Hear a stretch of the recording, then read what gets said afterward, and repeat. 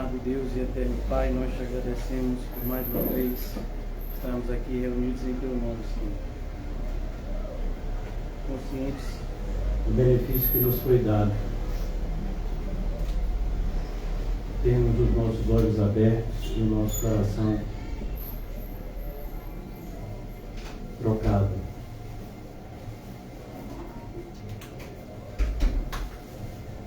Ajuda-nos, Senhor, a perseverar na caminhada que nos é proposta. Livra-nos, Senhor, de toda a tentação de olhar para trás como uma mulher de Ló. Livra-nos, Senhor, também de sermos seduzidos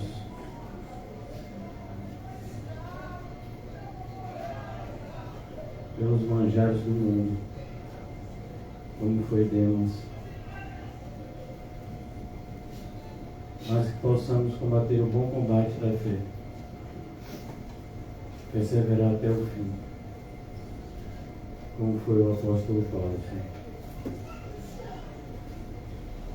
O Senhor bem conhece as nossas limitações. O Senhor conhece as nossas reais intenções em tudo que fazemos, Senhor. Por isso clamamos a Ti, que é e sempre será o nosso socorro bem presente, que nos ajude a testemunhar de Cristo, como nos foi comissionado fazer.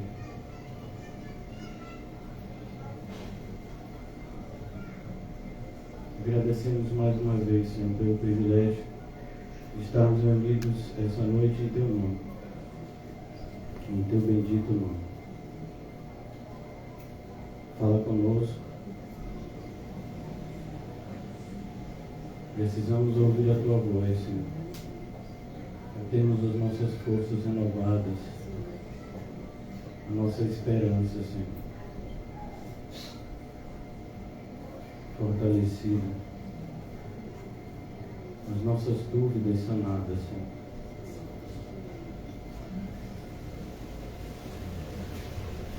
Livrai-nos, Senhor, de todo mal, de tudo aquilo que nos afasta,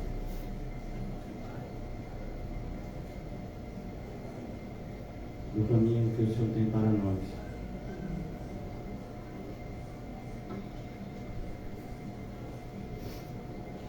Guia-nos, Senhor, por meio da Tua palavra nessa noite. Em nome de Jesus, amém e graças a Deus. Amém, irmãos? Amém. Eu convido vocês a abrirem em Mateus 5. Nós vamos iniciar daqui. Mas desde já vocês saibam que nós vamos peregrinar por outros textos da Bíblia. E o título da nossa mensagem de hoje é meio que uma confissão para aqueles que forem mais sinceros e uma direção para que essa realidade mude. Porque não temos conseguido obedecer a Deus? É o título da mensagem de hoje. Por que a gente não tem conseguido obedecer ao Senhor? Quando nós nos deparamos com textos como o de Mateus capítulo 5, que fala de amar que nos odeiam, de orar pelos que nos perseguem, de entender que a vontade de Deus é fazer com que o sol nasça sobre maus e bons. Por muitas vezes somos tentados e falhamos, fraquejamos, porque não imaginamos que Deus é totalmente da gente. A gente tende a pensar isso.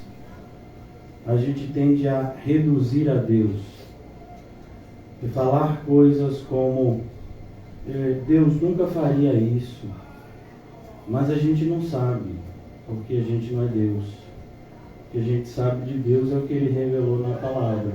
E o que Ele revelou na palavra muitas vezes é contrário àquilo que a gente imagina o ser correto.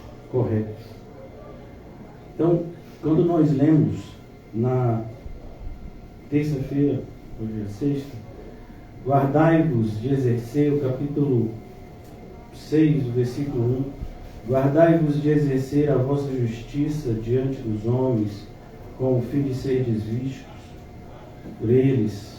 De outra sorte, não tereis galardão junto ao vosso Pai Celeste.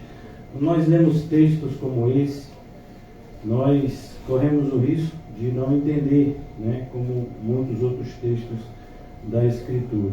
Então, parece que qualquer tipo de imagem associada a um cristão seja um desrespeito a esse mandamento, e não é. Nós devemos tomar muito cuidado com, principalmente nós que vivemos num mundo onde facilmente o que eu estou dizendo, o que eu vou dizer para vocês pode ser visto que é o anonimato. Muitas pessoas se escondem atrás do anonimato, e o cristão não faz isso. Por isso o cristão, ele mostra quem ele é. Então eu não tenho nenhum tipo de problema de falar uma frase e colocar meu nome embaixo, até porque é minha responsabilidade aquelas palavras. Aqueles que não fazem isso, esses sim não são cristãos, porque não se responsabilizam pelo que disseram. E é muito fácil, alguém dizer: você falou isso? Eu disse: não, eu não falei não, eu vi alguém falando, aí eu fui e copiei. Não, o cristão não é dessa laia. O cristão não tem problema de colocar o seu nome e de reconhecer que falou e que fez por causa de Cristo. Essa é a diferença. Então, que fique bem claro, para que a gente não venha cometer o que eu iria completar, que era coar o mosquito e engolir o camelo. Muitas vezes a atitude é essa, de se coar o mosquito e de engolir o camelo. Então, o que falta hoje não são pessoas mostrando a imagem. O que falta hoje são pessoas responsáveis pelo que falam e fazem. É impressionante como as pessoas falam coisas hoje e amanhã dizem tudo que falam e parece que não disseram nada, e parece que não mentiram, e parece que não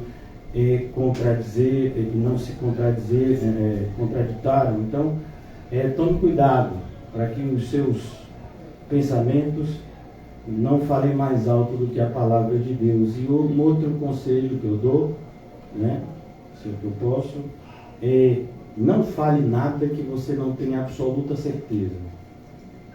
Porque o diabo, ele age justamente na dúvida.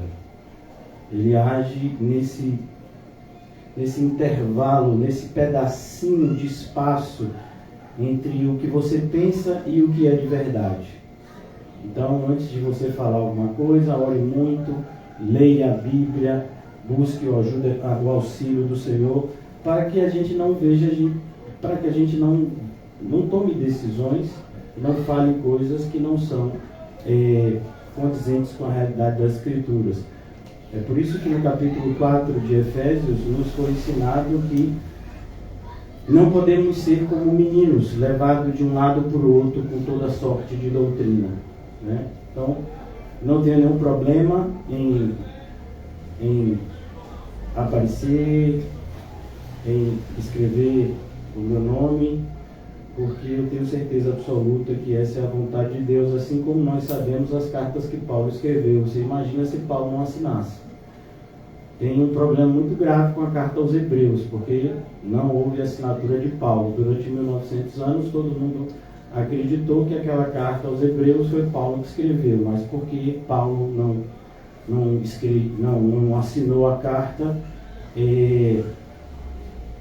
as pessoas começaram a debater se de fato teria sido Paulo ou não. Como nós saberíamos que a carta de 1 de João foi escrita por João, se João não reconhecesse que foi ele que escreveu?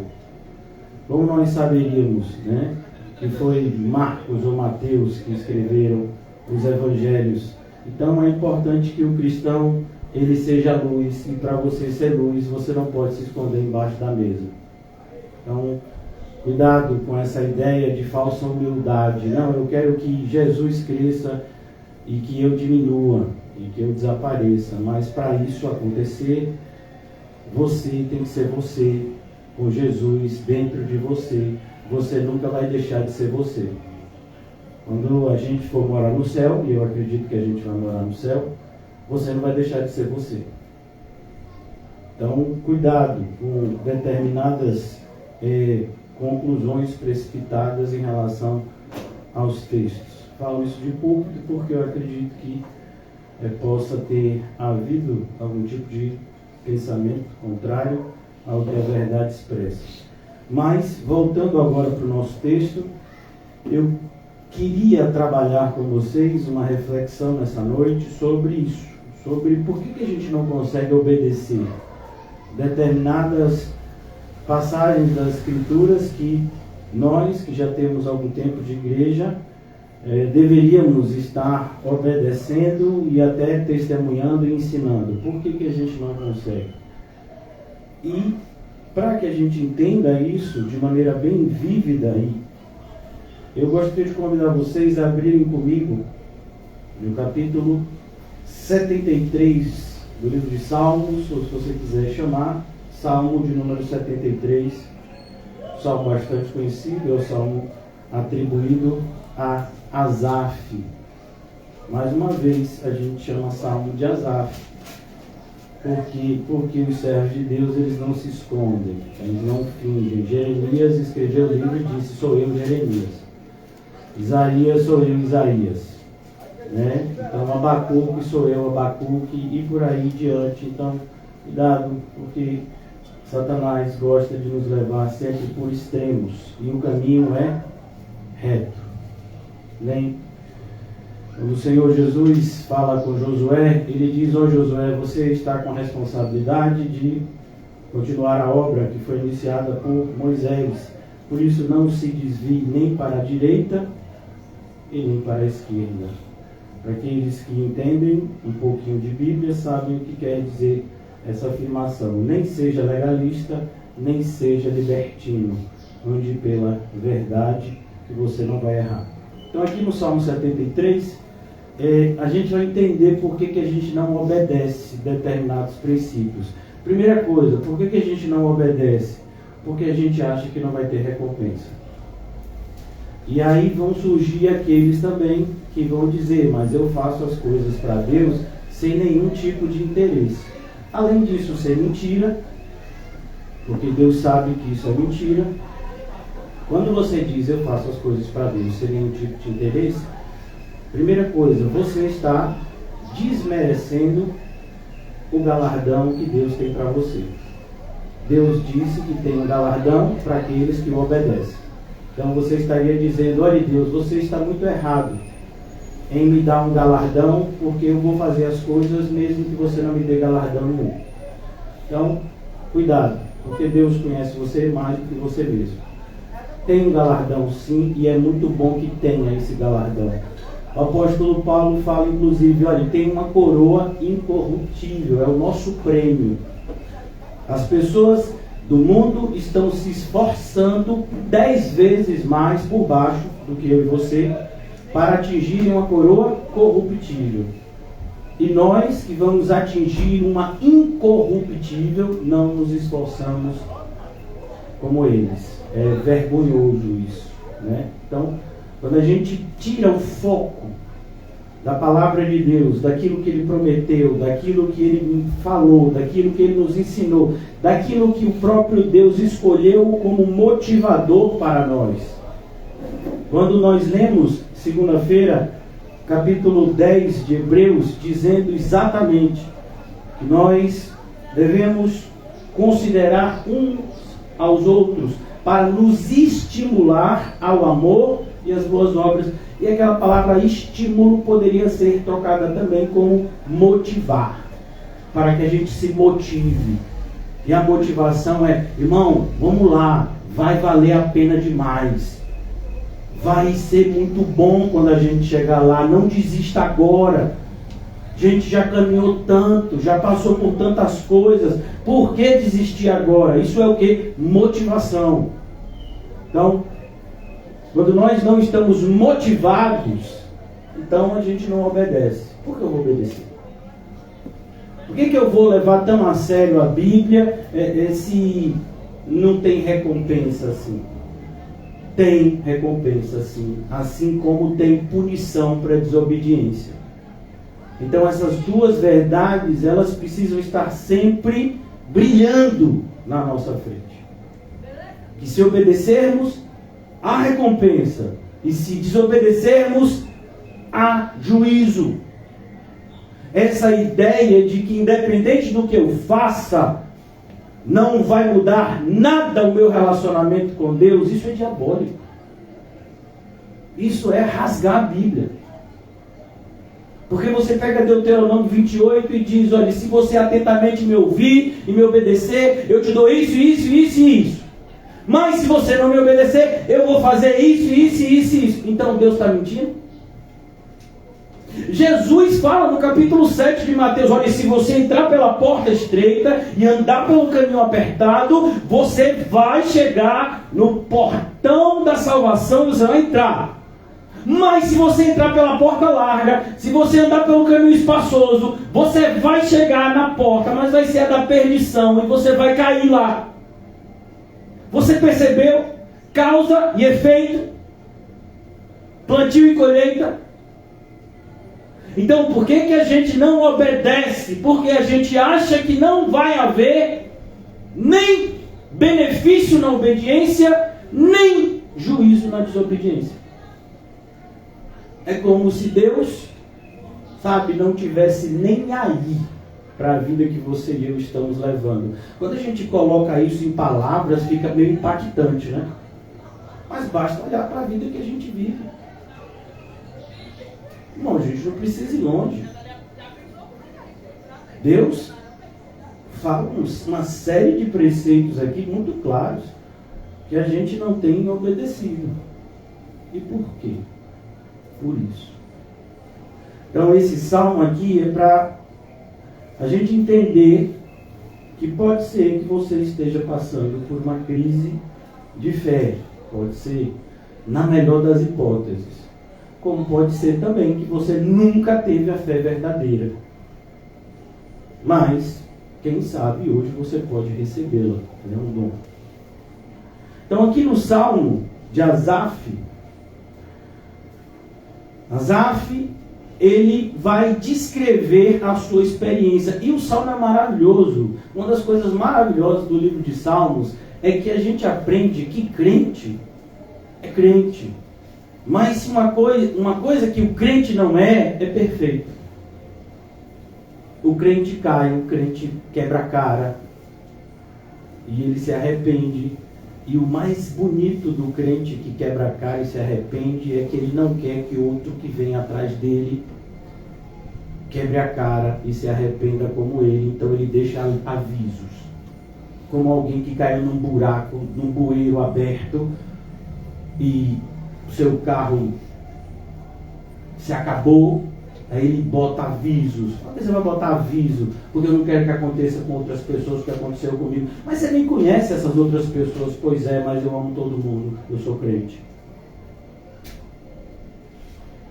Davi escreveu o Salmo 51 para reconhecer o seu pecado e o dano que o pecado causou na sua vida. Asaf, a mesma coisa. Então, é preciso que a gente tome cuidado com a incredulidade. O que a gente lê na Bíblia é verdade. É verdade. Você acreditando ou não, você achando que é um exagero ou não, você pensando que mudou ou não, como muitas pessoas acreditam que nós estamos vivendo em uma outra época, por isso devemos tomar cuidado com o que está escrito aqui, para que a gente não leve muito ao pé da letra. Não, a gente nunca vai ocorrer, a gente nunca, fique tranquilo, a gente nunca vai correr o risco de obedecer demais a Deus. Tem uma coisa que a gente não vai correr o risco, é esse. A gente pode correr o risco de ser legalista e nada tem a ver com obedecer a Deus. Porque o que obedece a Deus, ele não é legalista. Ele obedece a Deus. É diferente. Então não confunda uma coisa com a outra. O que obedece a Deus, ele jamais coará o mosquito e se entalará com o camelo. Não. Eu não vou comer o camelo, porque eu sei que se eu comer o camelo eu morro entalado. E eu sei que o mosquito também causa dano. Assim como eu vou tirar a trave do meu olho e depois eu vou e sopro e tiro o cisco do olho do irmão. Então o crente, ele entende o que está escrito. E aqui Asaf, olha que coisa interessante. Asaf, ele começa pelo fim. Por quê? Porque ele sabe o que uma visão errada de Deus ocasionou na vida dele. Uma visão errada das promessas de Deus ocasionou na vida dele. E ele não tem vergonha de admitir isso na frente de todo mundo. Asaf não tem vergonha, porque Asaf sabe que Deus aprova, que Deus se alegra com os seus filhos que são sinceros. Por quê? Porque na nossa sinceridade, no reconhecer que somos falhos e reconhecer que é Deus quem nos levanta e nos mantém em pé, Ele é glorificado. Então, como Deus será glorificado se eu sou perfeito? Se eu nunca caio? Se eu nunca faço nada de errado? Se eu nunca penso nada que seja impróprio para um crente? Então Deus é glorificado em quê? Onde superabundaria a graça se não houvesse pecado? Por que a necessidade de pessoas para nos ensinar se a gente já sabe tudo? Não, eu já tenho minha Bíblia na mão, eu vou ler e acabou, e não preciso que ninguém me ensine nada. Não, Deus não escolheu que fosse assim a nossa vida. Então, Asaf, ele vai falar sobre algo que, desde que esse salmo foi escrito, Asaf, muitos estudiosos dizem que ele é contemporâneo de Salomão. Então, você já sabe que Asaf viveu cerca de quase 900 anos antes da vinda de Cristo, imagine, né? Então, entre Asaf e nós, temos quase 3.000 anos. E nesses 3.000 anos, entre esse salmo e nós, os crentes continuam sendo ensinados por ele. Por quê? Porque a prosperidade dos ímpios, a aparente prosperidade dos ímpios ainda continua fazendo muitos crentes vacilarem, fazerem escolhas erradas, quebrarem a cara nas suas escolhas. Louvado seja Deus quando somos corrigidos e temos a oportunidade de retornar. Então aqui Asaf, ele diz, com efeito, preste atenção, e eu gostaria que você prestasse atenção, eu gostaria que você fizesse um voto não comigo, mas com Deus, que a partir de agora, quando você lê a sua Bíblia, seja com mais alguém, seja sozinho, você vai prestar atenção em cada palavra. Pastor, eu já faço isso. Não, você não faz. A gente passaria facilmente por essa expressão, com efeito, e já iria logo para a segunda parte. Deus é bom para com Israel. Mas você entendeu por que foi escrito com efeito? Você entendeu? Você sabe o que significa efeito? Quando a gente ouve, por exemplo, a respeito de filmes, efeitos especiais. O que são efeitos especiais? Imagens que são mudadas, efeitos sonoros, sons. Então, entenda, com efeito, a ideia aqui é mostrar a eficácia da bondade de Deus. A bondade de Deus não é só um atributo que define Deus. mas é algo que os seus filhos se apegam, porque a bondade de Deus é a razão de não sermos consumidos. Por isso a expressão antes, com efeito. Se você está ouvindo esse salmo, é porque a eficácia da bondade de Deus te alcançou. Com efeito. Percebeu? A gente nem começou a estudar o salmo e você já percebeu que esse com efeito, você nunca tinha parado para pensar nele, porque achou que Asaf estava enchendo linguiça. Não. Quando a Bíblia diz que até um tio, que é o menor acento, uma vírgula, faz diferença na frase, é porque eu e você deveríamos dar atenção às menores coisas que estão na Bíblia. Porque na Bíblia nunca vai ter nada que não seja de extrema importância. Nem uma vírgula, nem um ponto, nem um acento, nada. Tudo é importante aqui. Tudo é questão de vida e morte. Tudo é questão de luz e trevas aqui. Com efeito, com toda a eficácia, Deus é bom para com Israel. Você entende isso? Não, você não entende. É por isso que eu e você não obedecemos como deveríamos. Porque a gente pensa que Deus não tem sido bom com a gente. Quando? Quando chega aquela enfermidade. Quando chega alguma notícia que não é a que esperávamos. Quando passamos por problemas financeiros. Quando passamos por problemas emocionais. Quando passamos por uma série de situações que nós não queríamos passar. Intimamente. Achando que Deus não está vendo o que está dentro de nós. A gente começa a nutrir essa ideia de que Deus não é tão bom como poderia ser.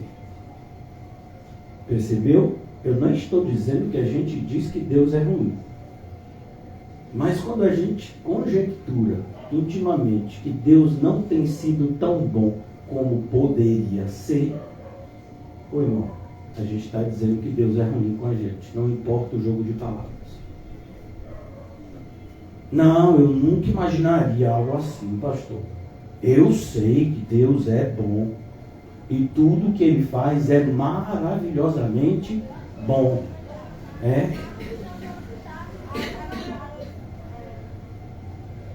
Deus é bom para com Israel. Por isso ele começa com essa afirmação. Porque foi essa afirmação que tirou ele do buraco. Então é como se ele tivesse tapando o buraco que ele caiu para ninguém mais cair. Ele já começa o salmo assim. Eu vou começar a falar, mas antes eu quero que vocês não caiam no mesmo buraco que eu caí. E não sofram como eu sofri. E deixa aqui, Salmo 73, a gente vai voltar. A gente ainda está no meio do versículo 1, né? Mas vamos aqui rapidamente para Efésios. 2000 anos separam, 900 anos separam Asaf de Paulo. Mas olha o que Paulo diz aqui. Na carta aos Efésios, Paulo está fazendo uma oração. É o capítulo 3 da carta aos Efésios. O apóstolo Paulo já faz aqui, é a segunda oração que Paulo faz pelos Efésios nessa carta. Paulo ora novamente. Paulo tinha orado pelos irmãos quando, no capítulo 1, versículos 15 a 23. Agora no capítulo 3, a partir do versículo 14, Paulo está fazendo outra oração. E olha que coisa, isso é uma carta. E a gente sabe que foi Paulo que escreveu porque ele assinou. Então, por esta causa, versículo 14, Efésios 3, 14. Por esta causa me ponho de joelhos diante do Pai. Paulo está dizendo, eu me ajoelho para orar diante do Pai. Por esta causa que ele vai falar aqui agora. De quem toma o nome toda a família, tanto no céu como sobre a terra. A ideia aqui é, Deus criou todas as coisas, tanto no céu como na terra, para que segundo a riqueza da sua glória, Ou seja, a glória de Deus, ela é rica.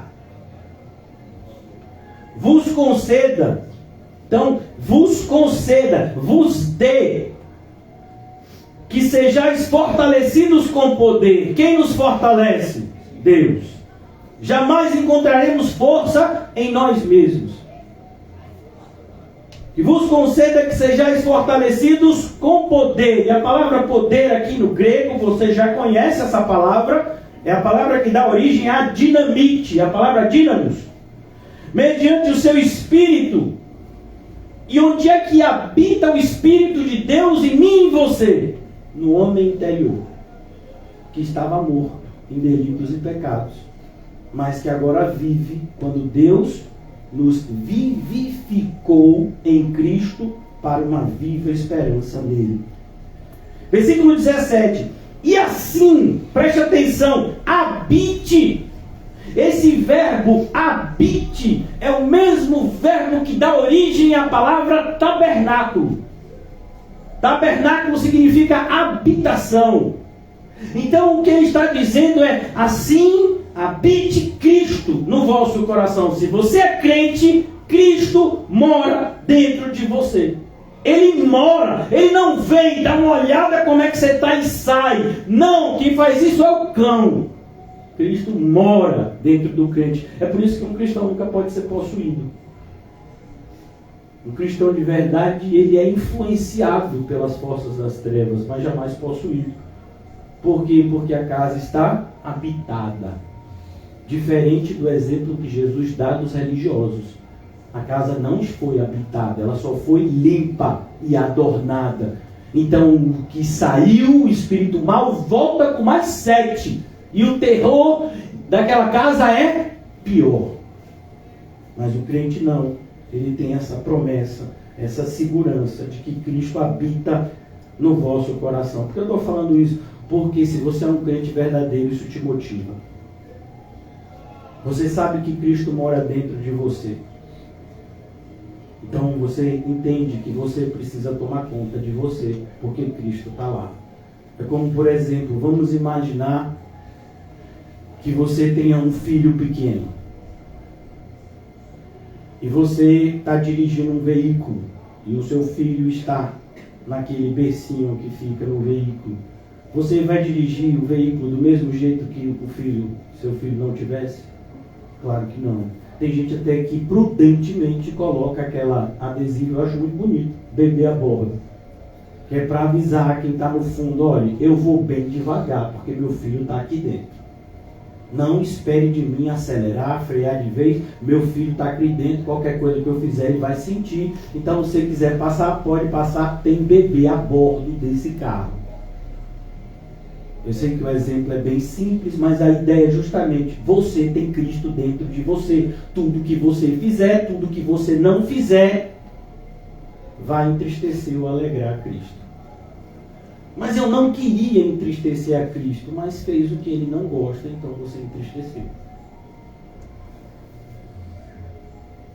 É como quando você tem pais mais velhos que moram com você ou você mora com eles. Não sei se vocês têm essa experiência, mas normalmente os mais velhos, eles acordam com qualquer barulho. Então, se seus pais estão lá, você vai tomar cuidado com o barulho. Você não vai fazer determinadas coisas que incomode eles. Você acorda às 7 da manhã, mas eles acordam um pouco mais tarde. Você vai ter cuidado. Então, a ideia aqui é: Cristo mora em você. Isso é um privilégio enorme, mas também é uma grande responsabilidade. Ele mora dentro de você. Ele mora. Eu vou repetir isso até você entender. Ele não vem, fica um tempinho e sai. Quando ele entra para morar, é para sempre. Habite Cristo no vosso coração pela fé, estando vós arraigados. O que é arraigados? Arraigados fala de raízes profundas. E para quem já andou aqui pela Centenário e viu aquelas árvores centenárias, entende o que é uma raiz profunda. Alicerçados. Você já deve ter visto prédios altos na nossa cidade. Pode ter certeza que quanto mais alto o prédio, mais profundos são os alicerces. Alicerçados. E o que é que faz a gente ser arraigado e alicerçado? O amor. Percebe que tudo passa pelo amor? Quando você começa a pensar que Deus não é bom, ou Deus não tem sido tão bom quanto poderia, o que é que você está pensando, consequentemente? Que Ele não tem te amado como deveria. Por isso Paulo nos convida a fazer algo que ele sabe que a gente não vai conseguir fazer plenamente. Mas só o fazer isso já é uma experiência poderosíssima que muda a nossa vida e nos fortalece para a caminhada. Alicerçados em amor. Versículo 18. A fim. Perceba que essa expressão, a fim, a ideia aqui é com o propósito de. Você busca fazer isso com um propósito pré-estabelecido. É como, por exemplo, quando você vê aquele pessoal atirando dardo ou flecha em um alvo. Qual é o propósito daquele alvo ali? É para você acertar fora dele? Você já viu nas Olimpíadas essas provas de arco e flecha que tem um alvo lá e você tem que acertar? Aonde você recebe maior pontuação? Você pode me dizer? Quando você acerta? No meio, no alvo, no centro. Então, o propósito do arqueiro é acertar no alvo. O propósito. Perceba, é isso que Paulo está dizendo aqui. O propósito, a fim de poderdes. Ele está orando para que nós tenhamos essa experiência aqui hoje. Por que aqui hoje? Porque é aqui hoje que a gente está lendo. Compreender. Perceba a palavra compreender. Você compreende. A ideia é, você tem que conhecer. Você tem, e a ideia de compreender vai um pouco além do conhecimento, porque fala de um conhecimento experimental. Você, quando ama alguém, por mais que você saiba que o amor deve ser demonstrado, mas o amor também é sentido. Os nossos sentimentos, eles nos enganam muitas vezes. E é por isso que nós precisamos prestar atenção nas ações que derivam dos sentimentos. Jesus diz da seguinte forma: cuidado, porque o que o seu coração está cheio é o que você vai falar e fazer. Então, como compreender o meu coração? Pelas minhas ações e palavras. Aqui ele diz, busque compreender. Como?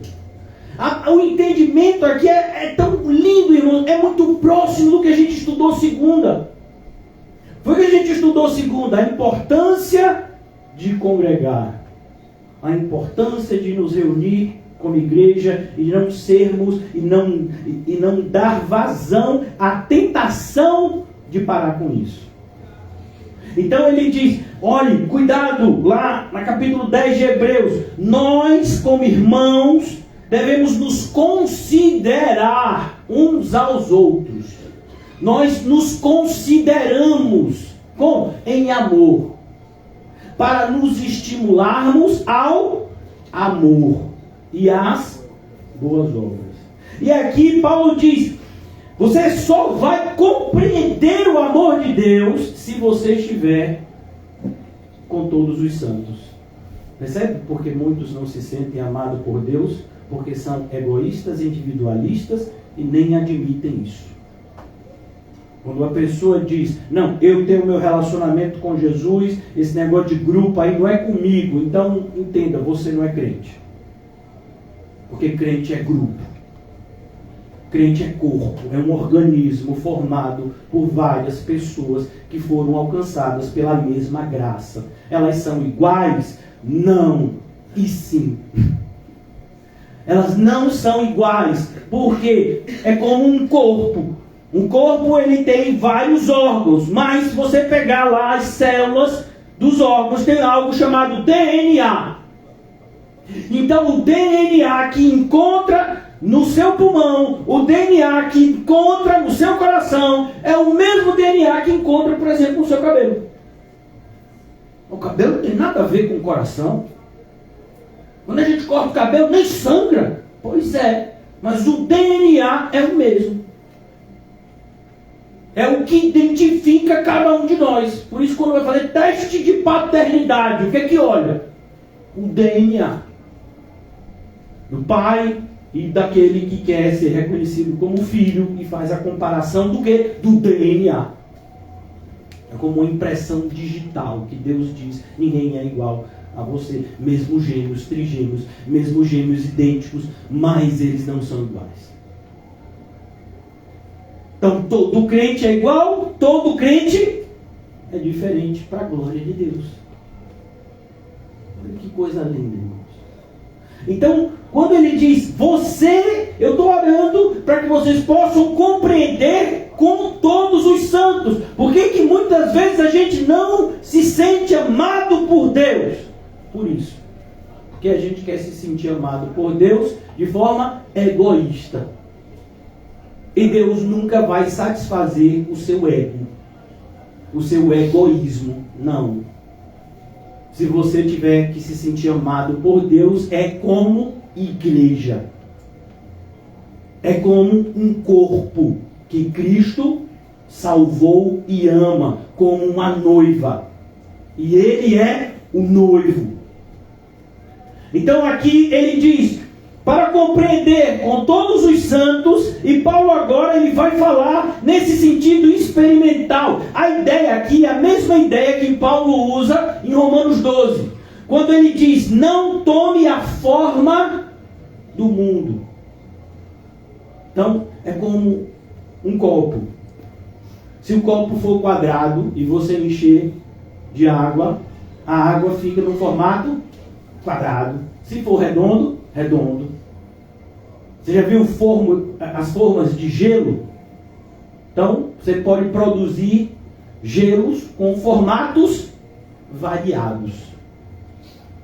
Então, Paulo está dizendo: não tome a forma. E forma dá essa ideia de largura, de comprimento. É uma ideia de que esse amor é um amor que tem várias dimensões. É como você mergulhando numa piscina. Não sei se você já viu determinadas piscinas, principalmente se for essas de natação, assim, que tem o objetivo desse pessoal que nada para modalidades esportivas. Tem lá, cuidado, profundidade 3 metros, 4 metros, 5 metros. Por quê? Porque se você não souber nadar e entrar, você vai morrer afogado. Então aqui ele diz: cuidado. Qual é a largura, o comprimento e a altura e profundidade? Está falando de quê? Dimensão. Não é um amor que você toca na folha de papel. Não! O amor de Deus é aquele amor que você mergulha nele. Você se sente abraçado por ele. É um amor experimental. Não fica só nas palavras. As palavras nos aproximam de Deus. A palavra de Deus nos revela o ser de Deus. Mas Deus também se relaciona conosco por meio do seu Espírito.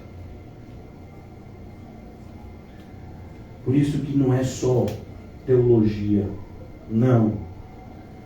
Você tem que ter um relacionamento pessoal com Deus. Conhecer, versículo 19, o amor de Cristo. Olha, você conhece o amor de Cristo? Você conhece mesmo? É o que Asaf vai tentar falar com a gente lá. Quando Asaf começa dizendo, no salmo que ele escreve, 73, que Deus é bom para com Israel, Cristo ama o seu povo. Cristo ama as suas ovelhas a ponto de dar a sua vida por elas. Ninguém tem um amor como esse, de dar a sua vida. É isso que Asaf está falando, Paulo está falando. É a mesma coisa. Conhecer o amor de Cristo, que excede todo o entendimento. Porque quanto mais a gente conhece o amor de Cristo, quanto mais a gente se conhece à luz da Bíblia, mais a gente fica com essa pergunta: eu não sei porque Ele me ama. Não sei. Eu não sou uma pessoa fácil de ser amada. Ainda mais esse amor perfeito de Deus por mim em Cristo. Então ele diz, essa compreensão, ela excede o entendimento. Para que sejais tomados, e olha que coisa linda, quando você compreende que Cristo te ama e que esse amor é imutável, é invariável, é infalível, é indestrutível. Você é tomado de toda, preste atenção, irmão, toda plenitude de Deus. Imagine, toda a plenitude de Deus na gente. Seres tão ínfimos. Pois é, que coisa. E como é que um crente ainda não se sente motivado? Como é que um crente acha, depois dessa afirmação, que o ímpio que passa com o carrão é que é feliz? Carrão? Meu filho, carrão é caminhão, carro grande. Não, sabe, nada que o mundo ofereça pra gente chega nem perto. Chega nem perto do que está aqui. Toda plenitude de Deus enxerga você. Aí você diz, Paulo, está exagerando, Paulo. Aí Paulo tem que completar, porque ele sabia que eu e você iríamos pensar isso, né? Ora, ele está concluindo a oração dele, que a gente ia desconfiar, né? Se a gente estudasse, a gente ia ficar com o pé atrás. Paulo, acho que você está muito assim, exagerando, Paulo. Ora, aquele que é poderoso, quem é que é poderoso? O Deus de Israel, que é bom lá com Asaf. Pois é o mesmo, continua sendo poderoso. Para fazer infinitamente. Você entende o que é infinitamente? Infinitamente mais. Então qualquer coisa que você pensar que é grande para Deus é pequeno. Eu vou dar um exemplo só para a gente ficar envergonhado. O universo. Os físicos ficam fazendo cálculos e mais cálculos para saber quantos anos-luz demoraria para a gente percorrer todo o universo. Tem cálculo para isso, viu? Então, quem foi que fez todo o universo? Foi Deus. Bom, a gente está se matando para chegar num planeta vizinho que é Marte. E está logo ali. Não consegue chegar. Pois é. Quem fez tudo isso? Deus. Deus fez tudo isso. Ele pode fazer infinitamente mais do que tudo quanto pedimos ou pensamos. Aquilo que você pensa, já pensou se o alto das bombas fosse todo crente? Rapaz, como seria? Não sei, mas é possível.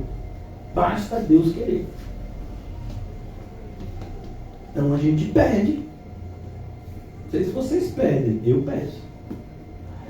Conforme o seu poder que opera no nada. Não! Apesar de Deus ter criado todas as coisas do nada, pela sua palavra, Ele não opera agora do nada. Ele opera por meio do seu povo. Em nós. O poder opera em nós. Felipe, é você que vai evangelizar o eunuco. Mas Senhor, o Senhor pode chegar lá e falar com o eunuco, igual que você falou com Paulo. Não, Felipe, é você que vai evangelizar. Mas Senhor, manda um anjo, Senhor. Estou aqui em Samaria, estou no trabalho aqui em Samaria. Não, o poder, Deus escolheu operar dessa forma. Ele poderia operar de outra forma? Claro, ele pode fazer infinitamente mais. Mas ele escolheu agir desse jeito. É por isso que ele não vai agir de outro. Porque ele tem compromisso com a palavra dele, mesmo a gente não tendo com a nossa. Ele tem com a dele. Ele não é homem para que minta, e nem filho do homem para que se arrependa. Então, quando isso acontece, quando Deus opera por meio do seu povo, a glória é de quem? É dele. Por isso que você não tem que se envergonhar de dizer, eu era assado e Deus me fez assim. Quem? Eu, Nizam, Deus me fez assim. Nizam era outro Nizam, e agora Nizam é um outro Nizam, porque Deus fez assim comigo. Mas isso não é uma atitude de muito orgulho, só se for para você. Para mim não é. Para mim é engrandecer a Deus. Como é que eu posso dizer que é verdadeiro se eu ficar pegando a luz e colocando embaixo do alqueire? Por que a gente não gosta de se mostrar como deve? Porque a gente não quer que as pessoas nos olhem e vejam os defeitos que a gente ainda tem. Não, eu não sou perfeito. Longe de ser perfeito. Mas eu ando com um que é. E ele me ensina tudo que eu preciso aprender e não me decepcionou até hoje, em 12 anos que eu caminho com ele. Se isso é um problema para você, vale a Bíblia. O problema do povo continua sendo o mesmo. O povo perece porque falta conhecimento. Pega um versículo e bota no altar. Não bote versículo no altar, porque o nome disso é idolatria. Você tem que colocar no altar toda a Bíblia. Não é um livro. Não é um Novo Testamento. Não, é toda a Bíblia. Não tire nada, não acrescente nada. Toda a palavra de Deus é inspirada. Toda a palavra de Deus. Por isso, antes de você falar algo em relação a um texto específico, entenda o significado desse texto específico em relação ao todo. Para você não cometer equívocos. Conhecer o amor de Cristo, que excede o entendimento. De que forma? Dessa forma. O poder que opera em nós, e a Ele seja a glória. Quando o poder opera em nós, isso é visível. A glória de quem? De Cristo. Na igreja. Aonde que a glória fica? No crente desigrejado? Naquele que sou eu sozinho, ninguém mais, é eu e Cristo e dane-se o mundo. É assim? Não. Na igreja. Então, cuidado quando você falar da noiva de Cristo. Ele ama muito a noiva dele. A Ele seja a glória na igreja e em Cristo Jesus. Por todas, o quê? As gerações. Isso inclui nós.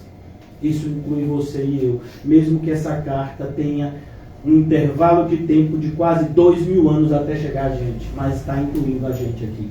Todas as gerações. Para todo o sempre. Amém. Você entende como isso está ligado com o Salmo 73? Você entende por que a gente muitas vezes não consegue fazer o que a gente já sabe que deveria estar fazendo? Por quê? Porque a gente coloca em dúvida o amor de Cristo. Porque a gente coloca em dúvida o poder dele de operar eficazmente por nosso intermédio. A gente coloca em dúvida. Não, se eu não fizer isso, ninguém vai fazer. Se eu não fizer isso, eu vou passar fome. Se eu não fizer isso, vão fazer aquilo comigo. Não, faça o que Deus mandou e Ele garante o resultado. Mas isso está na Bíblia, pastor? Tá. Está na Bíblia. Salmo 37. Entrega os teus caminhos ao Senhor. Confia nele. E o mais? Ele fará. Qual é o nosso grande desafio? Confiar nele. Aí você diz, mas isso está nos Salmos. Pois é. No Novo Testamento também, Tiago diz o seguinte: sujeitai-vos a Deus, resisti ao diabo e ele fugirá de vós. Por que a maioria dos crentes hoje foge do diabo? Porque não se sujeita a Deus.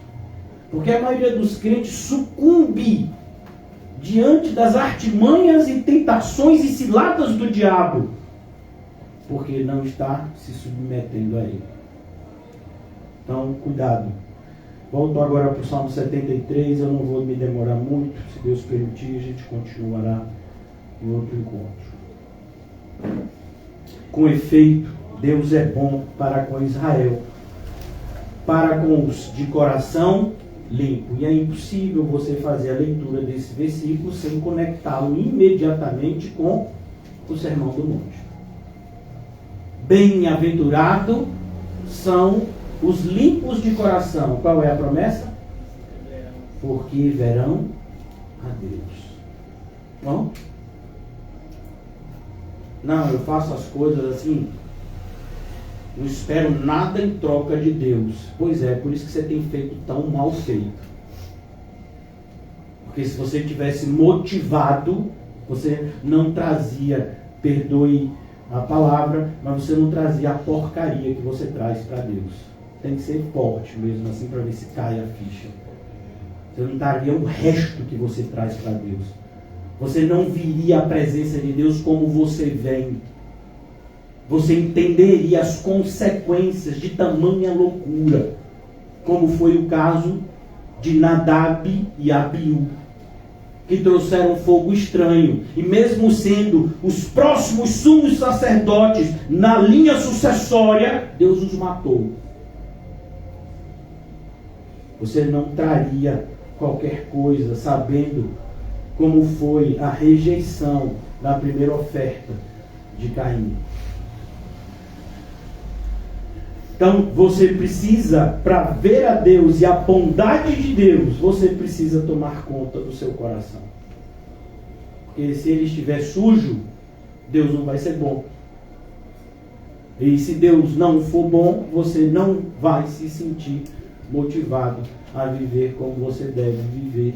E aí você vai continuar sendo o crente medíocre que você tem sido. E não entenda medíocre como ofensa. A palavra medíocre é aquele que fica no meio do caminho. Ele nem é e ele nem foi. Ele fica lá no meio do caminho. Não chega onde deveria.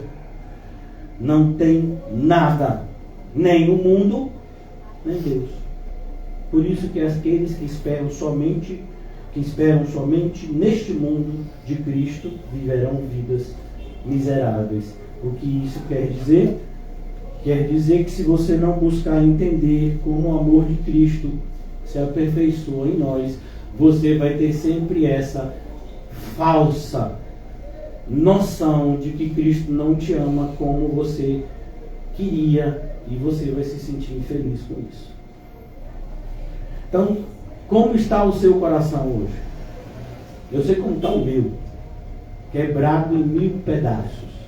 Eu não sei como está o seu. Então, se está quebrado em 1000 pedaços, significa que Deus pode juntar os caquinhos. Essa é a minha esperança aqui essa noite. Então, mas como está o seu coração? Porque deixa eu dizer uma coisa, irmãos, o coração quebrado não é problema. O problema é o coração sujo. A Bíblia, inclusive, diz que os de coração quebrantado, o Senhor, Ele fica com misericórdia dessas pessoas. Ele é amável com as pessoas. Por isso, ser humilde nada mais é do que reconhecer nossa pequenez e a grandiosidade de Deus. A gente não precisa fingir humildade, irmãos. Aqueles que fingem humildade não estão sendo humildes. Para com os de coração limpo. Versículo 2, para que a gente possa pelo menos ter uma ideia, né, do que a gente está tratando aqui nessa noite. Quanto a mim quem? Eu mesmo. Sou eu. Eu, Paulo, sou o pior pecador que você vai encontrar no mundo. Quem foi que disse isso? Foi Paulo. De quem? Dele. Eu sou o principal. Eu vi muita gente fazendo coisa errada, mas ninguém mais do que eu. Para Paulo era assim. Para Paulo não é como para muitos hoje na igreja. Eu faço muita coisa errada, mas fulano faz mais. Não, a gente não mede a nossa justiça pela suposta injustiça dos outros. Não, a nossa justiça é pesada quando a gente olha para Cristo. E aí a gente vê como a gente é pecador. Quem? Eu sou o maior que eu conheço. Por quê? Porque eu, quando eu vou tratar do pecado, eu não olho para ninguém para dizer, para atenuar o meu pecado, eu olho para Cristo. Porque é Ele que justifica o meu pecado quando eu me arrependo. Não é apenas quando eu confesso, é quando eu me arrependo. Eu confessei o meu pecado, sim, e aí? A Bíblia não tem promessa para quem confessa. A Bíblia tem promessa para quem confessa e deixa. Estes alcançam misericórdia. Confessar o pecado. Saul confessou o pecado. Acabe confessou o pecado. E a gente sabe da perversidade dessas pessoas. Então, quanto a mim, eu, Asaf, eu mesmo. Asaf, nunca imaginei de você tamanha mediocridade, tamanha pequenez. Eu tinha a impressão que você era mais crente, Asaf, e aí você errou. Grande é o meu Deus, eu continuo sendo pequeno. Foi isso que João Batista disse. João Batista jamais aceitou o anonimato. Pelo contrário, se tudo que ele dissesse como alguém anônimo, ele não perderia a cabeça. Quem falou de Herodes e Herodias? Foi alguém aí. Não sei o nome, porque ele não falou o nome. Não seria melhor para ele falar como um anônimo? Seria muito melhor para ele, né? Mas não era esse o propósito do Senhor. Pelo contrário, fui eu, João mesmo, foi eu. Estou dizendo aqui, Herodias lá está errada, o relacionamento que ela tem com Herodes. João Batista, você falou essa coisa, vai ser preso, depois vai ser decapitado. Não seria mais fácil se ele se escondesse no anonimato? Por isso que determinadas ideias crescem no meio da igreja, como suposta humildade. Não. Tudo que eu falo, eu jamais reconheço que fui eu que falei.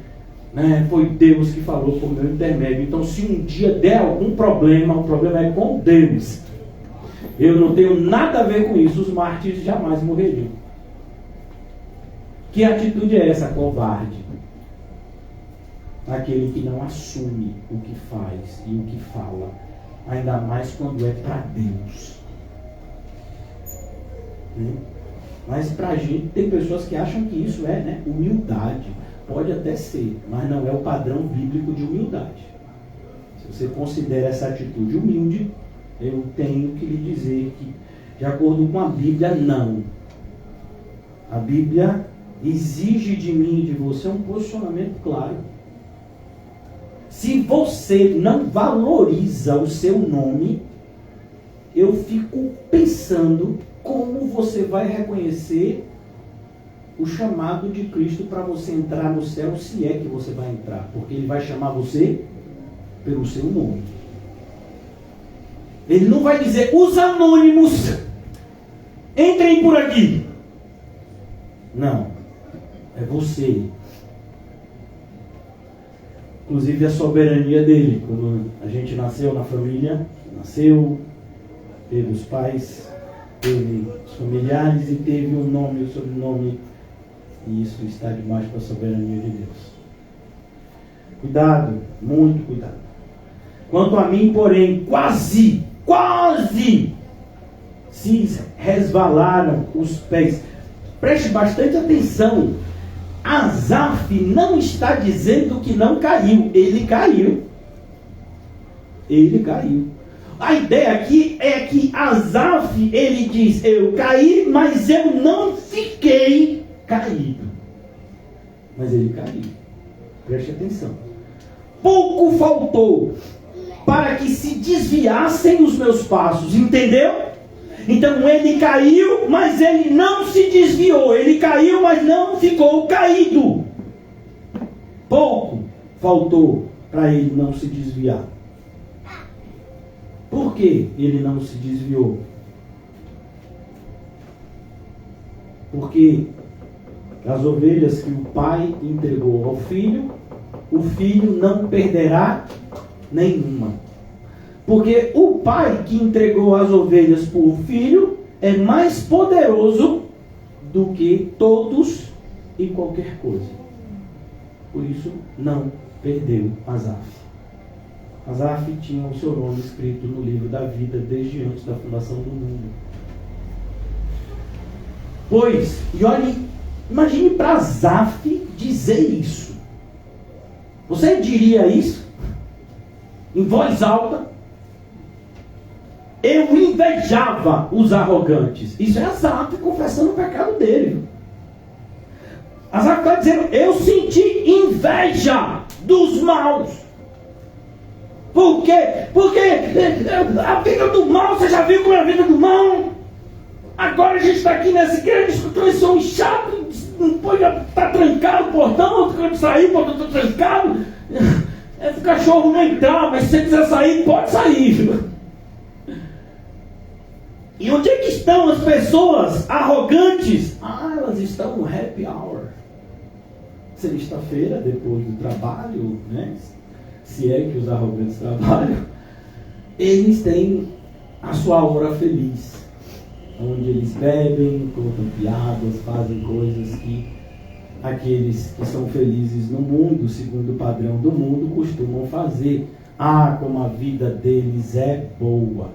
Tem gente que a essa altura já pegou o seu carrão e foi para sua casa de praia, que fica bem próxima da de Ivete Sangalo. E amanhã vai às 5h30, 6 da manhã, começar o seu dia com os seus pés no mar, na areia do mar, na sua propriedade de alguns milhões de reais. Que vida maravilhosa! Não importa que essa pessoa teve que matar, roubar e fazer um monte de coisa para isso. O importante é que essa pessoa atingiu isso. Quanto a mim, eu invejava os arrogantes. Percebe que às vezes isso não precisa ser nessa discrepância que eu apresentei a vocês. Mas é aquele colega de trabalho que faz tudo errado. E que quando vai ser promovido, quem é promovido é ele. Quando o salário atrasa, é o seu. A falta abonada é a dele. A falta que vem no contra-cheque é a sua. Quem fica doente é você. Quem não dá nem um espirro é ele. Você fala, Senhor, eu sou crente, Senhor. Eu vou para sua casa sexta-feira. Esse pessoal está lá enchendo a cara nessa altura. E por quê? Que está acontecendo essas coisas ruins comigo e não com ele? Quando a gente pensa isso, a gente só revela a nossa ignorância em relação ao ser de Deus e aos planos do Senhor. Por quê? Porque a gente não sabe o que é bom e ruim. Quem sabe é Deus. Tem gente que acha que é bom. Eu não sei se vocês são dessas pessoas, mas eu já fui. Então, acha bom ficar correndo atrás de um caminhão que tem um som bem grande. Você sabe como é o nome disso, né? Trio elétrico. Então, uma pessoa fica correndo parecendo um cachorro atrás de linguiça. Fica lá. E chove, e fica lá. E faz isso durante 7 dias. Você acha que isso é felicidade, irmão? Até do ponto de vista assim, da sabedoria humana. Não estou nem falando da sabedoria de Deus, mas até da sabedoria humana. Uma pessoa que fica correndo atrás de um caminhão. Você acha que essa pessoa é feliz? Você acha que uma pessoa que, se o relacionamento que ela tem com outra pessoa terminar, ela quer se suicidar, você acha que uma pessoa dessa é feliz? Você acha que uma pessoa que coloca toda a sua felicidade em filhos, e aí quando perde um filho, ou quando um filho ou filha faz alguma coisa que essa pessoa não gosta, essa pessoa entra num estado depressivo, você acha que essa pessoa é feliz? Perceba que a gente não sabe o básico, o que é bom e o que é ruim. É o básico que a gente não sabe. Então tem um monte de coisa que a gente acha que é boa, mas não é boa. Mas a gente acha. A gente tanto acha que, se não fosse Deus, a gente faria escolhas que nos levariam à morte. Como assim? Existem caminhos que aos nossos olhos parecem o melhor de todos os caminhos. Não é só bom. Aquela expressão significa é o melhor caminho. É a melhor escolha que eu poderia tomar diante das circunstâncias que estão na minha frente. Pastor, é assim que está escrito lá? É assim. E são caminhos de morte, no entanto. Imagine, por quê? Porque a gente não sabe diferenciar o bom do mal. A gente não sabe diferenciar luz de trevas. A gente não sabe diferenciar o justo do injusto. Por isso que os falsos mestres se multiplicam e os verdadeiros se tornarão cada vez mais raros. A gente não sabe o básico. Você acha que uma pessoa como a gente precisa, de falsa humildade? Não, irmão, ser humilde é reconhecer isso. Quem é você? Eu sou essa pessoa que, se Jesus não estiver me guiando o tempo todo, eu caio. Então você está me dizendo que você é um bebê? Eu sou pior do que um bebê. Eu sou um verme de Jacó. Sou eu. Você não precisa dessa falsa humildade que o mundo tenta você a ter. Uma falsa humildade que nada mais é uma desculpa para a frieza espiritual e a apatia. Eu não faço nada porque eu sou humilde. Não, você não faz nada justamente porque você não é humilde. Porque se você fosse humilde, você faria. Então pouco me faltou para que se desviassem os meus passos, porque eu invejava os arrogantes. Então quando você olha, por exemplo, para uma pessoa que se diz crente e não é, pastor, e eu posso dizer isso, não só pode como deve: julgai, pois, os de dentro, porque os de fora Deus julgará. E como a gente faz isso? Pelos seus frutos os conhecereis. Pode uma árvore boa dar um fruto ruim? Não, não pode. Então você tem que saber a diferença.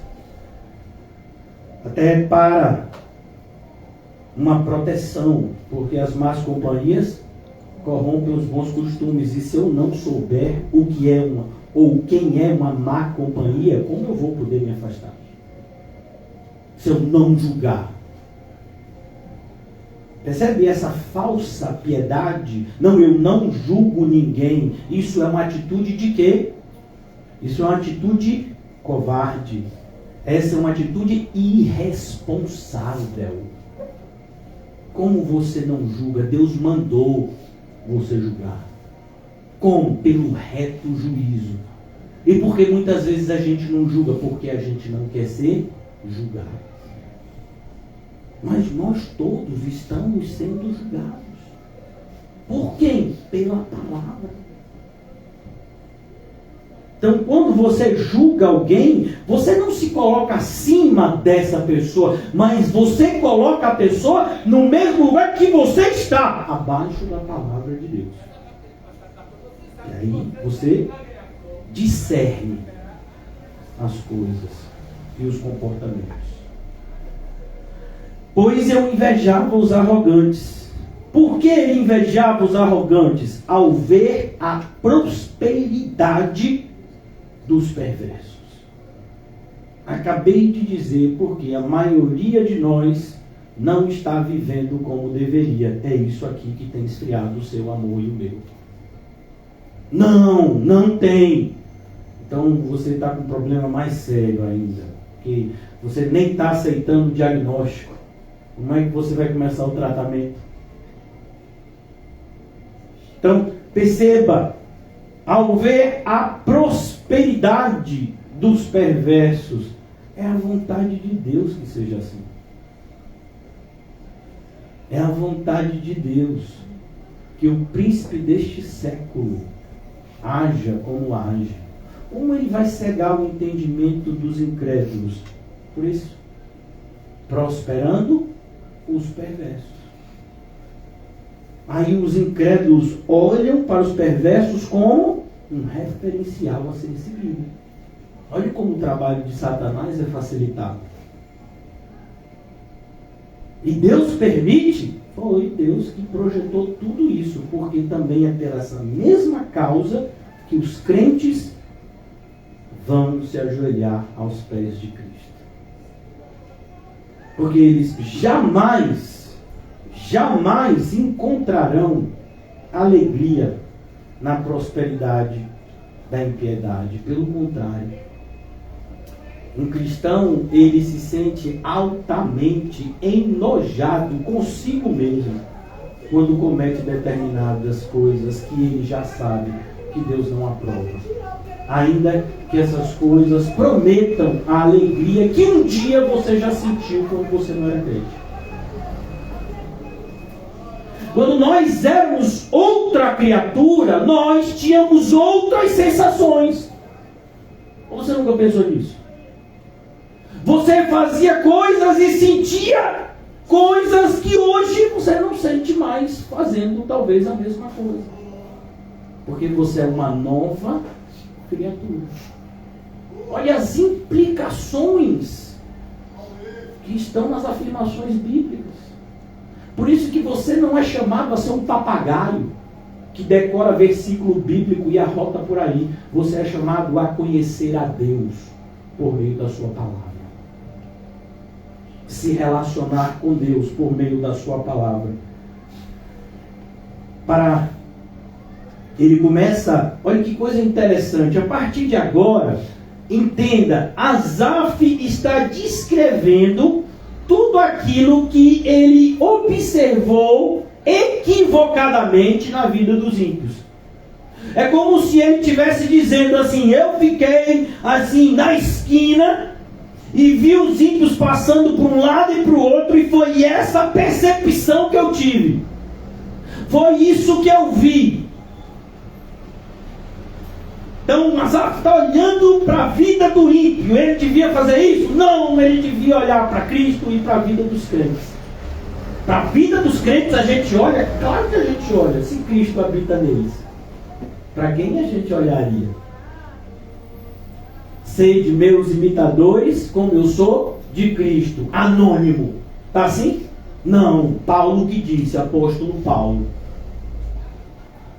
Mas esse Paulo, viu?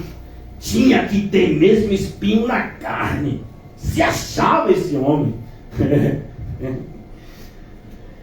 Oh, Senhor, perdoa-nos. Então, ele vai dizer, eu já vou concluir, viu, irmão? Fica tranquilo. Mais 2 horas de pregação, ó, tranquilo. Para eles, olha, você olha para o ímpio, você olha para o Instagram, você olha para o Twitter, você olha para o TikTok do ímpio.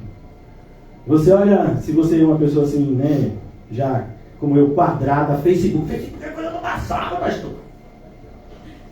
Você vê como eu sou ultrapassado. Até quando eu acho que eu sou moderno, eu já ultrapassei. E para mim o cúmulo da modernidade é transmissão no Facebook, no celular, internet. Que coisa moderna. Não, mas isso é arcaico. Facebook. Eu nem tenho mais Face, eu tenho Instagram. Eu digo, até quando eu quero ser novo, eu sou velho. Glória a Deus por isso. Obrigado, Senhor. Então, ele está olhando, ele está focado, ele está, sabe, é como se ele colocasse o DNA do ímpio. Eu vou dar uma olhada aqui, o que tem nesse povo que eles parecem ser tão mais felizes que eu. Pastor Asaf fez isso, fez, e está admitido aqui na frente de todo mundo. A gente faz coisa pior e não admite, quer colocar para debaixo do tapete. Para quê? Para as pessoas pensarem que a gente é mega, ultra power espiritual. Não, nós não somos. Mas Deus fala comigo, Ele revela o oculto e o profundo. Eu tenho até medo, esse Deus que te revela o oculto e o profundo. Porque o que Ele revelou nem é oculto e nem está nessa profundidade toda, porque se tivesse a gente se afogava. A gente é pequeno demais para profundidade. Cuidado com essas afirmações megalomaníacas que procedem daqueles que dizem ter o Espírito sem nem saber quem é o Espírito de Deus. Para eles não há preocupações. Então parece que o ímpio não tem preocupação. Por quê? Porque o ímpio tem dinheiro e a maioria das nossas preocupações é pela falta de dinheiro. Alguém tem preocupação com excesso de dinheiro? Se tiver com esse problema, o irmão Paulo está aqui. Ele pode te ajudar. Como? Depois você conversa com ele, né? Então, você olha para aquele que tem, assim, muitas posses materiais, uma quantidade de dinheiro que para você é absurda, porque para ele não é. Chegar para o homem mais rico do mundo, que eu já nem sei quem é, muda toda hora, se chegar para ele e vai dizer, homem mais rico do mundo, mulher mais rica do mundo, porque se eu falar homem mais rico do mundo, eu estou sendo machista, né? Então pode ser mulher também, né? O ser humano mais rico do mundo, né? Para eu não revelar inconscientemente a minha masculinidade tóxica. Então, você fala com essa pessoa mais rica do mundo e ela diz, pessoa mais rica do mundo, você está satisfeita com toda essa riqueza? Não! Mas como você não está? Eu quero um pouco mais, eu tenho os meus projetos, já fiz as minhas projeções esse ano, eu que tenho 10 bi, vou passar para 12 bi. E se eu não passar para 12 bi, se eu ficar só em 11 bi, bi é bilhões, é porque eu e os bilhões a gente tem intimidade, a gente se fala desse jeito. Então, 11 bi, eu vou ficar muito chateado, porque eu queria, na verdade, era passar de 10 para 12 bi. Eu só ganhei 1 bi esse ano. Bi o quê? Bilhão. Eu só ganhei 1 bilhão esse ano. Como essa pessoa deve estar infeliz? Talvez você dê risada, mas ela está infeliz. Porque ela deixou de ganhar metade do que ela projetou. Nem parece que ela tem 10 bi. Zero gratidão a esses 10 bi. O que importava era atingir a meta dos 2 bi. E quando ela alcançasse a meta dos 12 bilhões, já teria outra na gaveta. É 14, é 15. Isso no espaço de um ano. É assim que os ricos vivem. Mas a gente que não é rico, a gente fica imaginando que tem uma quantidade de dinheiro que não precisássemos mais nos preocupar com dinheiro. Deixa eu lhe dizer, essa frase não existe. Quanto mais dinheiro você tiver, mais você vai se preocupar com ele. Não, pastor, você não me conhece. Não preciso conhecer você, eu só preciso conhecer quem te fez. E quem te fez já me disse como você e eu somos. A sanguessuga, ela diz duas coisas. Dá. A ambição do homem não tem limite. Então, ou você está satisfeito com Cristo, ou você jamais estará satisfeito com nada. Simples assim. Tão simples que a gente nem concorda. A gente acha simples demais. É Deus querendo facilitar a nossa vida. E a gente, na nossa aparente humildade, não aceitando. Então ele diz, não tem preocupações, não tem, o ímpio não tem preocupação, ele não se preocupa com nada. Por quê? E olha que na época de Asaf nem tinha as mídias sociais que tem hoje. Irmão, é só gente dando risada. Comida, aquelas comidas, sabe aquelas comidas? Você olha assim, dá uma fome. Você já comeu, a barriga tá cheia, mas você vê aquelas fotos que o pessoal tira e bota e fala, rapaz, esse tá gostoso, nem parece a gororoba que eu comi. Esse é o mundo que a gente vive. O tempo todo. Eu vou falar uma coisa que tem gente que ajuda muito o diabo. Tem uma profissão, inclusive, que é assim, surgiu no coração de Satanás: publicidade e propaganda. Essas pessoas são responsáveis para despertar em nós desejos que deveriam ser combatidos e não estimulados. Você não precisa de uma bicicleta nova, de um fogão novo, de um relógio novo. Você não precisa de nada disso. O que você precisa é de um relacionamento que sempre se renova com o Deus Todo-Poderoso. Concluindo, o seu corpo é sadio e nédio.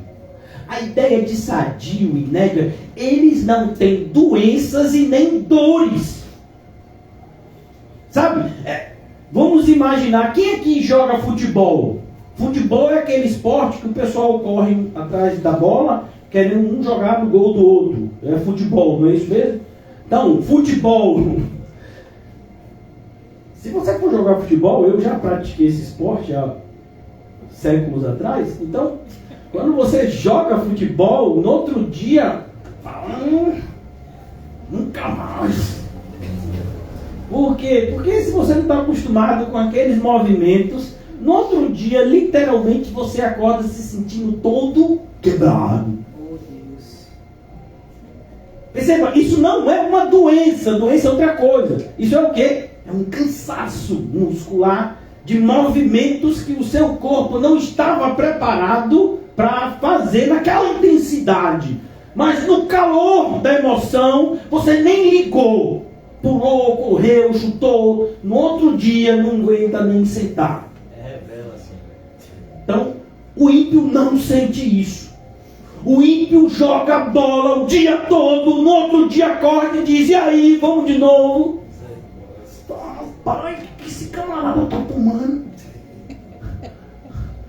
Não é possível. Às vezes você, né, que é escravo dos padrões do mundo, é mais gorda que eu. Meu filho, uma vez, há séculos atrás, eu já fiz parte de um clube de corrida. Sabe quem corria mais nesse clube de corrida? Um gordinho desse tamanho. Nossa, foi. Que tinha competido várias maratonas, era advogado. Eu olhei, o primeiro dia que eu cheguei, tinha uma forma física assim, né, de atleta, eu cheguei para fazer um clube de corrida, falei, olhei assim, meu filho. Olha, depois de 5 quilômetros, o gordinho fez um treino de 21. Eu cansei só de ver ele dando as voltas. Não é possível. Tem algum segredo. Ele está com alguma coisa automática aí no pé. Que não é possível. Uma pessoa desse tamanho tem uma barriguinha assim. E tem assim essa... Porque é isso. A pessoa não precisa ter o peso que você acha que ela tem que ter. E às vezes também você acha que a pessoa está uma magrinha, vai fazer acontecer, a pessoa não aguenta dar um pico de 100 metros. O mundo é assim, a gente vive pela aparência. E a aparência nos engana. É por isso que a gente quebra a cara, a gente pega. Chega uma pessoa no carrão, você já acha que é alguém, sim, decente. Alguém chega de bicicleta ou de pé, você já fica escondendo a bolsa, a carteira, sei lá, porque essa pessoa quer ir de lá para cá, o mundo está perigoso, né? Somos pessoas preconceituosas e precisamos combater esse preconceito o tempo todo. Então ele diz, o corpo deles é sadio, eles nem se cansam. A ideia é, rapaz, que ímpio é esse? Porque tudo pra gente dá trabalho, tudo pro cristão dá trabalho. Vai fritar um ovo, queima o ovo em você. Vai esquentar uma água, queima. A sua pele e o fogão todo queima também. Porque tudo é difícil para o crente, irmãos. Porque tem que ser. Para mostrar que o paraíso não é aqui e que nesse mundo nós temos que estar em constante vigilância. Até quando as coisas vão aparentemente bem. É nesses momentos que a vigilância tem que aumentar. Por isso o Senhor está lá o tempo todo, nos mantendo alertas por meio desse aparente insucesso naquilo que a gente faz. Porque não é porque é difícil que a gente não está tendo sucesso. A Bíblia diz que o Senhor sempre nos conduz em triunfo. A diferença é que muitas vezes a gente não sabe o que é triunfo. Então, no versículo 5, não partilham das canseiras dos mortais. É como você olhasse para o ímpio e dissesse: esse camarada não é humano. Ele não pode ser humano. Por quê? Porque humano sou eu. Então, eu faço determinadas coisas e eu me canso. Essa pessoa não se cansa. Portanto, ela não é humana. A gente tende a olhar para determinadas pessoas que atingem determinados patamares na sociedade e inconsciente meio que a gente quase diviniza essas pessoas. O ímpio faz isso, o crente não pode. Então, a gente tem que tomar cuidado. Por quê? Porque todas as pessoas que pisaram na face da terra são pecadoras e falíveis, com exceção de Jesus. Ele é a única exceção. Nenhuma mais. Nem sua mãe. Nenhuma mais. Não partilham das canseiras dos mortais, quanto mais os ímpios.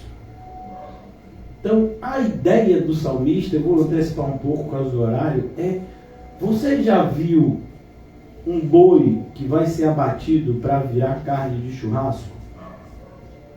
Então, imagine que você tem 100 bois e você vai fazer uma festa muito grande, aniversário do irmão Paulo. Você tem um carinho muito grande, então você já falou para a pessoa lá que toma conta da sua fazenda que vai ter boi cevado. E aí ele separa o boi que vai ser abatido, e aquele boi ele vai beber mais água do que os outros. Ele não vai trabalhar como os outros para comer, a comida vem até ele não vai precisar ir lá atrás da comida. Não, ele vai ficar paradinho, só o quê? Engordando, engordando, engordando. E aí passa os outros bois e diz: fulaninho se deu bem. Você viu? Você viu, fulaninho? Rapaz, aquilo que é vida de boi. Não precisa pastar como a gente, não precisa ir no açude para beber água, nada disso. A gente fica aqui um frio danado e a gente aqui no pasto e ele lá no quentinho. Fulaninho se deu bem. Até que vocês procuram, né, o restante procura fulaninho. Cadê fulaninho? Ah, fulaninho está na barriga do povo da festa. É assim o ímpio. Parece que ele se deu bem, só parece. Jesus contou uma história que até hoje a gente não sabe se é parábola ou se é uma história de fato. Porque ele não diz que é parábola. E se for parábola, é a única parábola que a pessoa da parábola tem um nome: Lázaro. Então, o rico que se regalava esplendidamente, não é o final de semana, todos os dias se regalava esplendidamente. Morreu. Foi para onde? Para o inferno. E Lázaro, que você olharia e diria: meu Deus do céu, esse homem, que vida é essa?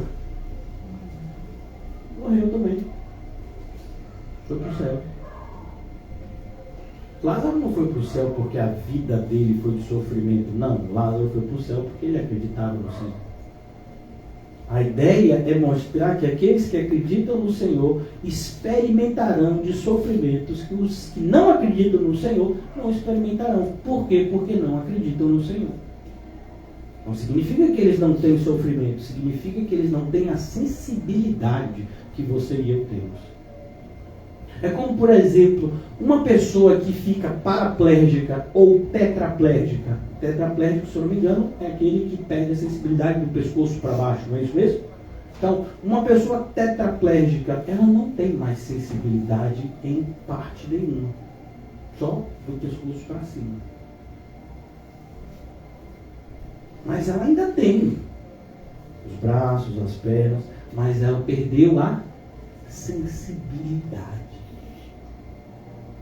Então, o que o ímpio não tem? Sensibilidade para ter sentimentos e sensações que só você e eu temos porque somos regenerados. Então, eu quero concluir por causa do horário. Se Deus permitir, a gente vai falar ainda sobre isso em um outro momento. Nem são afligidos como os outros homens. Só até aqui. E eu quero concluir, nessa noite, motivando você e a mim, no sentido de que muito daquilo que os nossos olhos têm visto, infelizmente tem entrado no nosso coração, não é verdade. A gente pensa que determinadas pessoas estão se dando bem por fazer o mal. Não, elas não estão. Nós pensamos muitas vezes que somos vítimas da maldade dos perversos. Nós não somos. Nós temos que tomar cuidado para não nos tornar, junto com eles, perversos.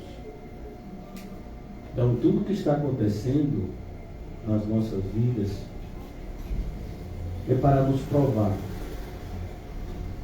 É para ver, de fato, onde está, ou melhor, em quem está a nossa confiança.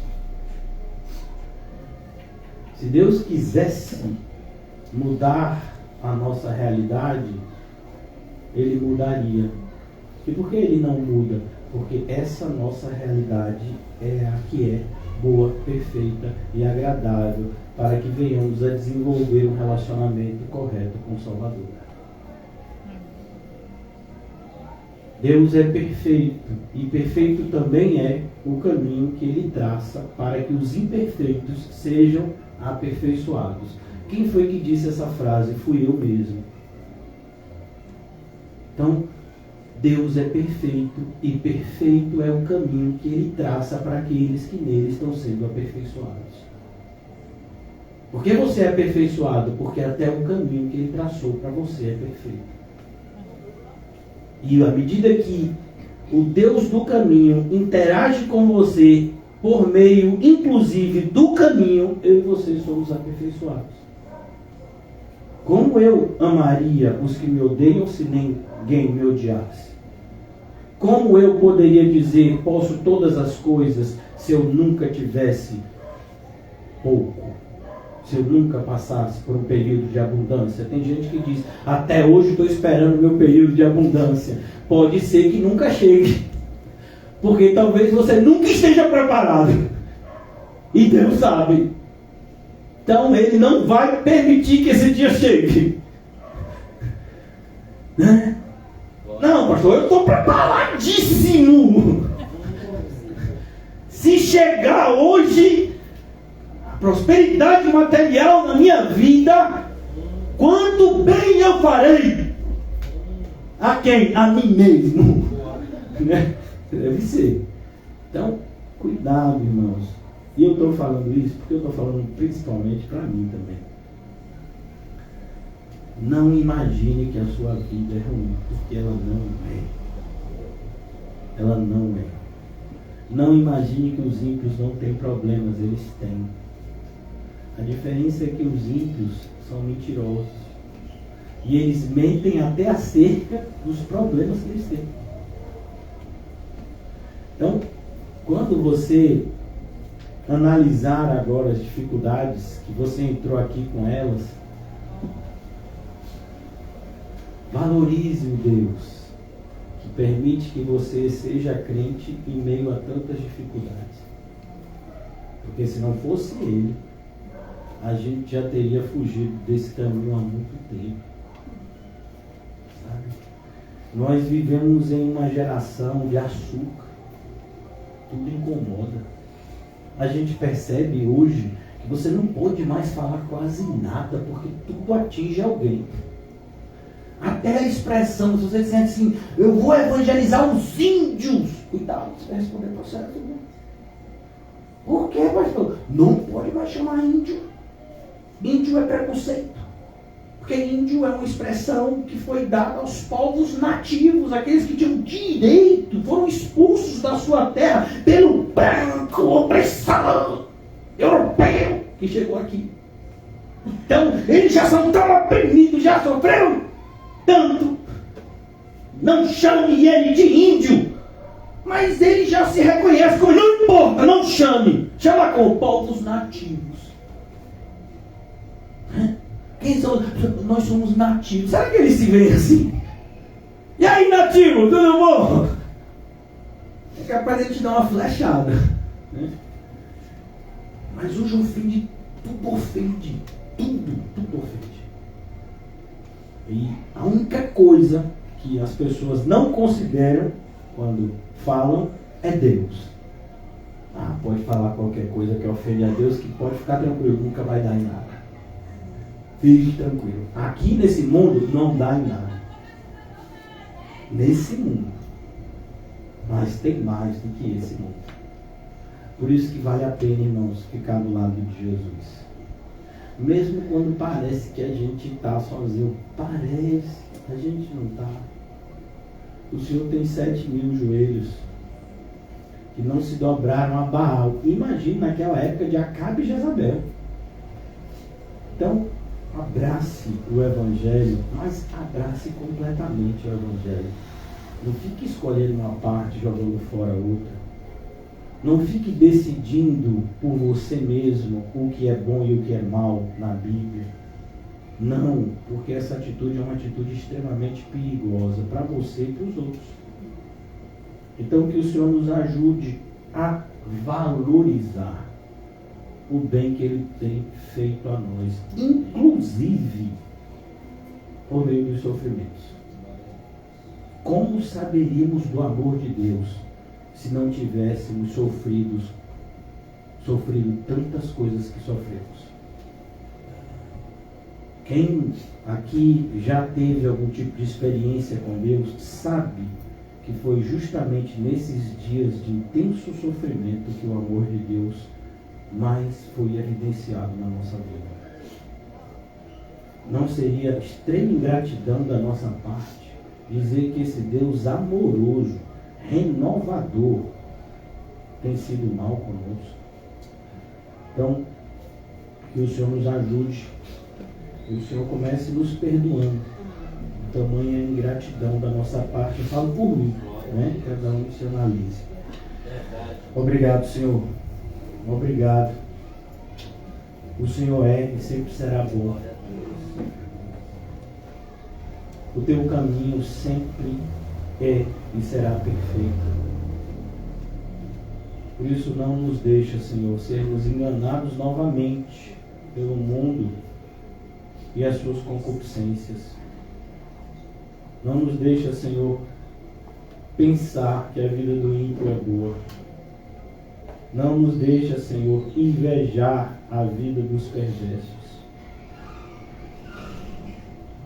E não nos deixa mentir a esse respeito, Senhor. Porque sabemos que há maldade no nosso coração que ultrapassa o que a gente leu no Salmo de Asaf, porque Asaf, pela tua graça, confessou e deixou. Muitas vezes sentimos coisas como essa e dizemos que não sentimos. Não nos deixa, Senhor, nesse caminho louco de mentirmos para nós mesmos e para Ti. mas que a verdade sempre reine em nós, mostrando, inclusive, a diferença entre o bom e o mal, a diferença entre o filho e o bastardo, a diferença entre ovelhas e lobos, a diferença entre aqueles que irão morar no céu e aqueles que irão para o inferno. Ó Senhor Jesus, que a tua verdade seja o que o Senhor fez dela, lâmpada para os nossos pés, luz que ilumina o nosso caminho.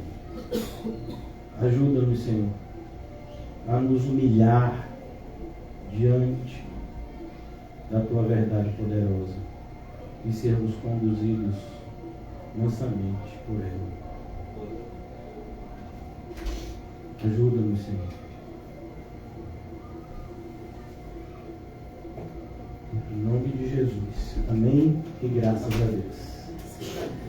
Que o amor de Deus, o Pai, que as doces consolações do Espírito Santo, que a graça maravilhosa do nosso Senhor e Salvador Jesus Cristo estejam para sempre conosco. Amém.